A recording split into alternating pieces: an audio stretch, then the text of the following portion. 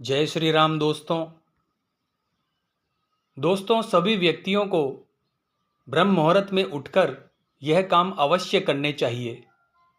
इन 4 कामों को करने से भगवान तो खुश होते ही हैं, साथ ही आपकी इच्छा भी बहुत ही जल्द पूर्ण होती है।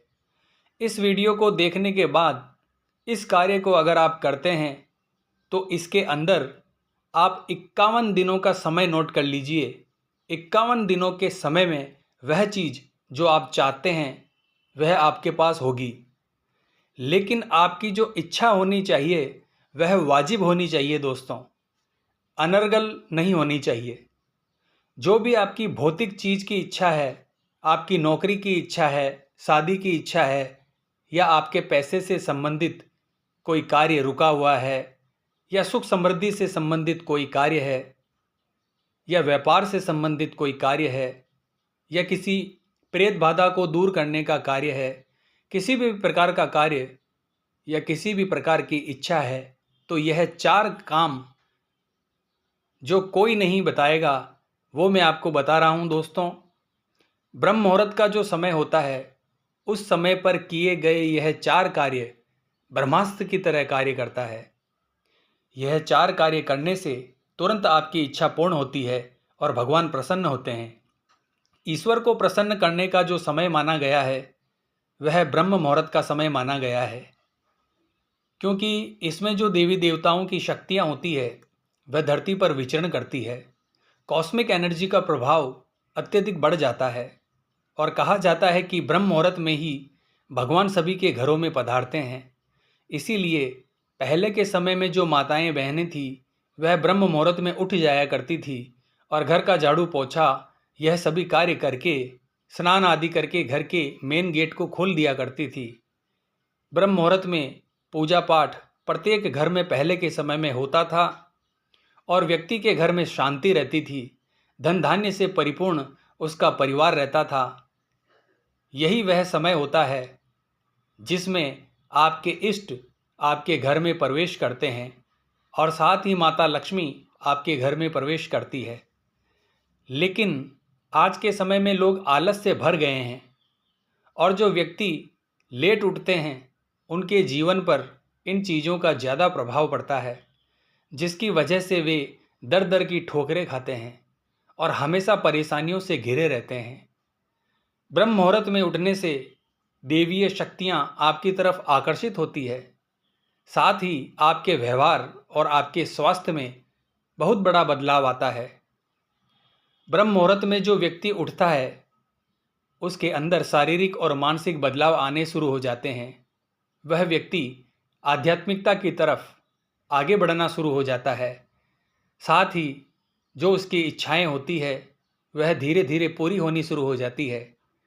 तो कौन से वह कार्य है दोस्तों, आपको वीडियो को ध्यान से सुनना है ताकि आपको एक एक चीज़ समझ में आ जाए। ब्रह्म मुहूर्त में जो पहला कार्य आपको करना चाहिए कि जब भी आप उठते हैं तो आपको सबसे पहले जो भी आपके इष्ट हैं या जिस भी देवी देवता को आप मानते हैं, सर्वप्रथम आपको उनका नाम लेकर उठना है और आपको भगवान को धन्यवाद देना है जिसने आपको ठीक ठाक उठाया है। क्योंकि दुनिया में ऐसे बहुत से लोग हैं दोस्तों जो रात को सोते तो हैं लेकिन बहुत से लोग सुबह उठते ही नहीं। तो आपको ईश्वर का नाम लेना है और उन्हें धन्यवाद करना है ताकि आपका दिन मंगलमय हो।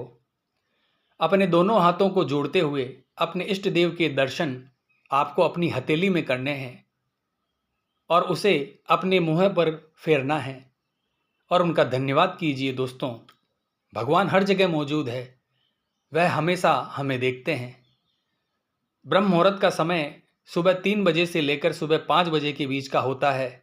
आपको यह कार्य दोस्तों 3 से 5 बजे के बीच में करना है। दूसरा कार्य आपको करना है दोस्तों, अपने माता पिता को धन्यवाद करना है, क्योंकि वही हैं जो आपको इस दुनिया में लेकर आए हैं और आपका पालन पोषण किया है। माता पिता की जय आपको बोलनी है कि मेरे माता पिता की सदा ही जय हो। यह कार्य भी आपको बिस्तर से नीचे उतरने से पहले करना है, क्योंकि दोस्तों भगवान को भी माँ बाप का सहारा लेना पड़ता है इस धरती पर अवतरित होने के लिए। क्योंकि दोस्तों माता पिता का जो ऋण है वह संतान कभी चुका नहीं सकती। और इसलिए पितरों को हम मानते हैं और इसीलिए हम उनके लिए दान पुण्य करते हैं, इसीलिए हम अपने माता पिता की सेवा करते हैं। अब आपको तीसरा कार्य करना है दोस्तों कि आपका जो सीधा पैर है वह सबसे पहले आपको धरती पर रखना है, जमीन पर रखना है और धरती माता को आपको प्रणाम करना है। 3 बार प्रणाम करना है कि हे धरती माता, मैं आपका बहुत बहुत आभारी हूँ कि आपने हमें स्थान दिया। यह सब जो कार्य मैं आपको बता रहा हूँ दोस्तों, यह एक साधक के कार्य होते हैं। यह उस व्यक्ति के कार्य होते हैं जो ईश्वर पर पूर्ण विश्वास करता है, जो आध्यात्मिक होता है। यह कार्य वह व्यक्ति करता है जो भगवान को मानता है और अपने माता पिता की सेवा करता है। तो धरती माता को आपको प्रणाम करना है।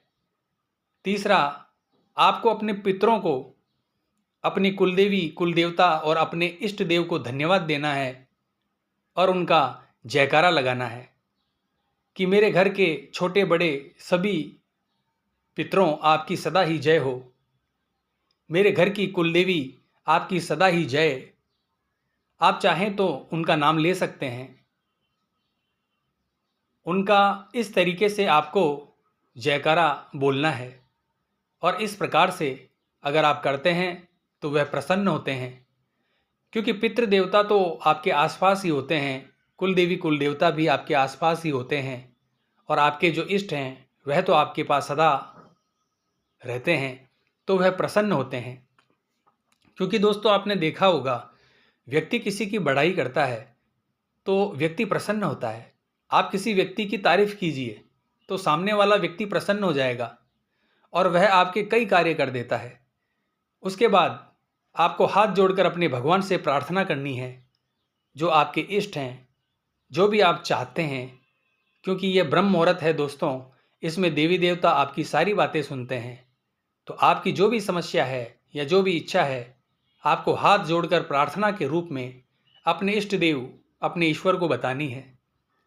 तो इस प्रकार से अगर आप करेंगे तो आप देखेंगे कि मात्र 51 दिनों के अंदर आपकी जो भी इच्छा है वह पूर्ण हो जाएगी।